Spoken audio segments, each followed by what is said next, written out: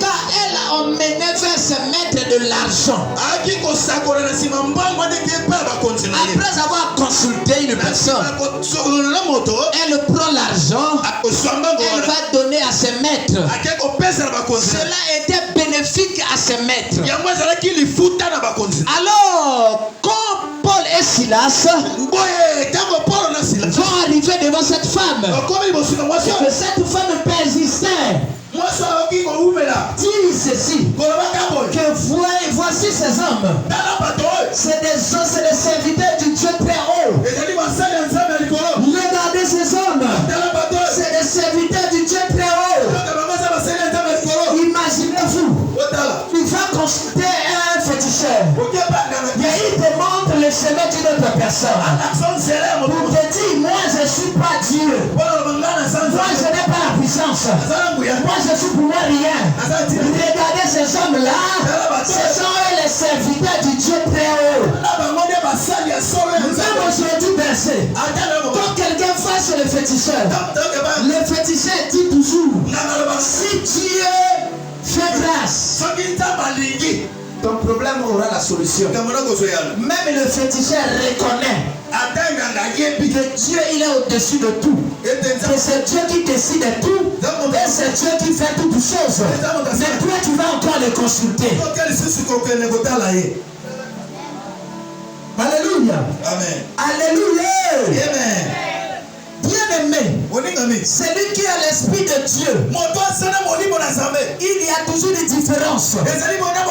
Celui qui a l'esprit de Dieu ne peut pas marcher ensemble avec quelqu'un qui a un esprit mauvais. Dans une même pièce, il ne peut pas avoir des dieux. Dans une même pièce, il ne peut pas avoir deux esprits. Il n'y a que l'esprit de Dieu et l'esprit du malin. Dès lors que l'esprit de Dieu entre là, il faut que l'esprit du malin soit révélé à tout le monde. Il faut que l'esprit malin puisse sortir. Paul avait l'esprit saint. Alors il a dit ceci. Non. Aujourd'hui, il faut que cet esprit puisse sortir. Paul a déclaré sur cette femme et l'esprit mauvais est sorti. C'est pour dire ceci, bien aimé. Même dans l'église, il y a des gens parfois qui prophétisent. Ayez le discernement pour savoir si c'est l'esprit de Dieu. Il y a aussi dans l'église les gens qui sont possédés par les esprits malins. Et ils parlent en langue. Tu peux penser que c'est l'esprit de Dieu qui l'anime. Oh, c'est le diable qui parle en lui. N'oubliez pas que le diable se déguise aussi en ange de lumière. Il peut rester au milieu de nous, faire toutes choses comme nous, mais il n'est pas de l'autre. Mais s'il y a l'esprit de Dieu ici, je vous assure, cet esprit malin va sortir, parce qu'il n'y a pas de rapport entre la lumière et les ténèbres. Il n'y a pas de rapport entre la lumière et les ténèbres. Quand la lumière vient, les ténèbres disparaissent.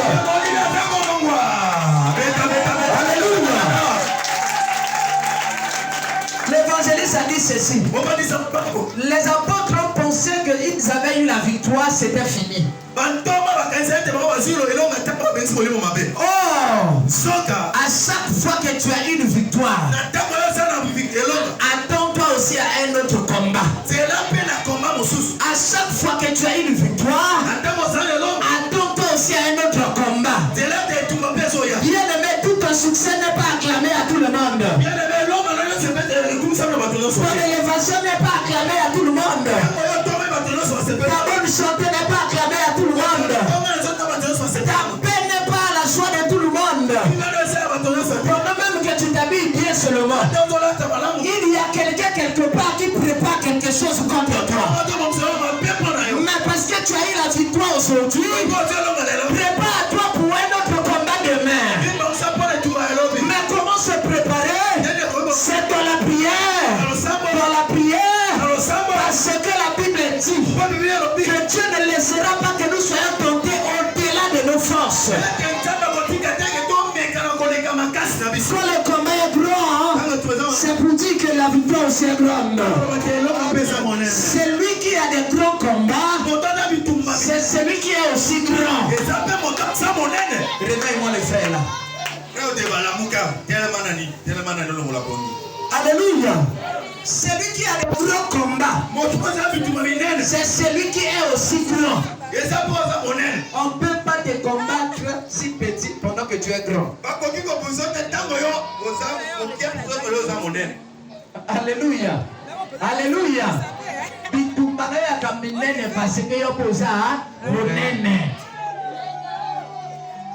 Maintenant, comprendre que mes combats sont à mon niveau.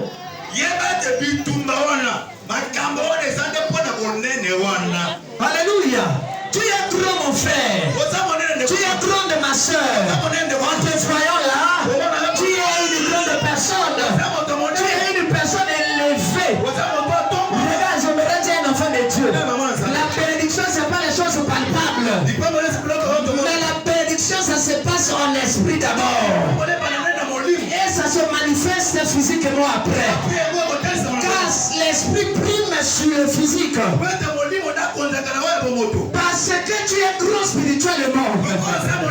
Voilà pourquoi physiquement tes combats sont grands. Paul, on l'a emmené en prison. Silas également en prison. Mais ils n'ont pas eu peur.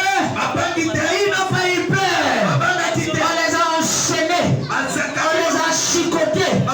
Mais ils n'ont pas eu peur. Parce qu'ils savaient berger que celui qui était avec eux était plus grand que celui qui est dans ce monde. Même si on me jette dans la prison, je sais que Dieu va entrer là-bas. Même si on me jette dans la fournaise ardente, je sais que la quatrième personne va entrer dedans. Même si on me jette dans la fosse au lion, je sais que Jésus-Christ, il entrera là-bas. Voilà pourquoi la parole dit ceci. Quand tu traverseras les mers, les eaux ne te submergeront pas.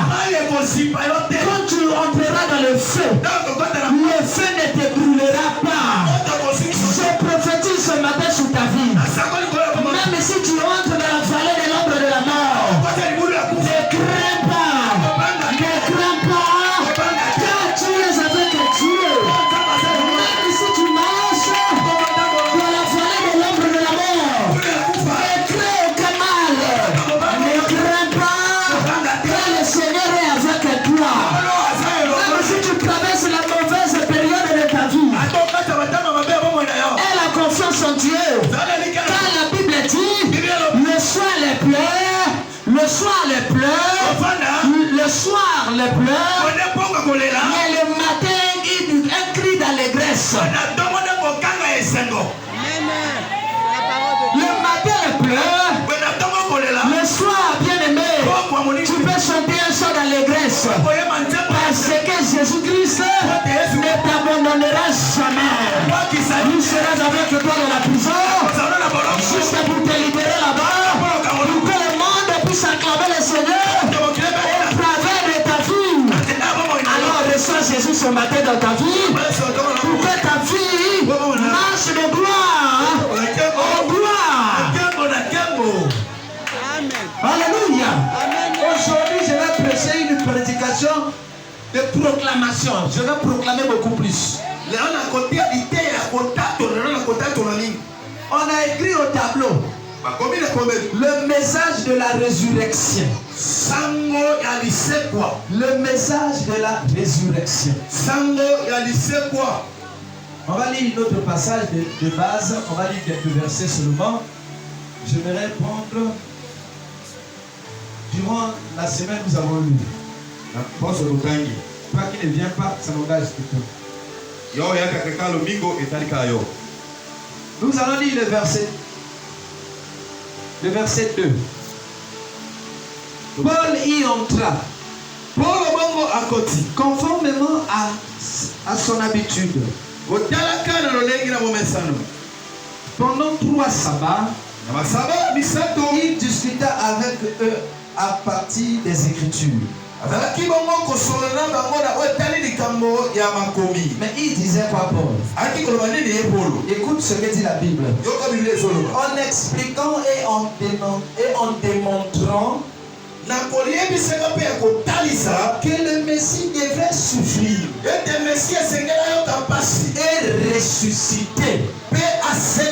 Je m'arrête sur le mot là. Tu peux lire jusqu'à 14. Paul est entré. Arrivé à Thessalonique. Paul et Silas, comme d'habitude, ils sont entrés dans la synagogue. Là où étaient les enfants de Dieu. Et pendant 3 sabbats, Paul était en train de les expliquer. Non seulement expliquer. La Bible dit et démontrer que Jésus devait souffrir et il devait aussi ressusciter.